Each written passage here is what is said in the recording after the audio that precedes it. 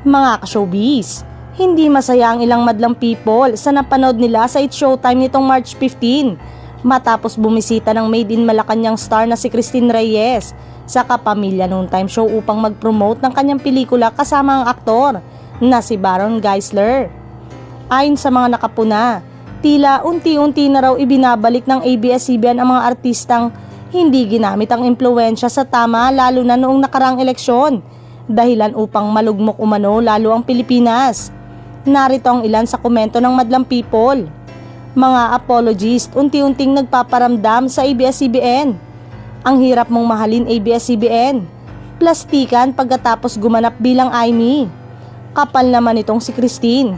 Pagkatapos mong magpagamit sa Made in Malacanang, bigla kang magpapakita na parang walang nangyari. Kakapalan na lang talaga ng fest sa industry nila. Hindi siya nakaka-feel so good. Yung ginawa ni Christine, hindi ko masikmura. Gumanap sa isang propaganda movie, buti ay tinanggap pa siyang tanggapin ng ABS. Ang lakas din kasi talaga ng Viva sa ABS. Top stars nila sina Ann Curtis, Vice and Sarah, all managed by Viva. Kaya matik na aapir yan mga yan. Last time si Carla tapos ginawang judge si Katrina Velarde.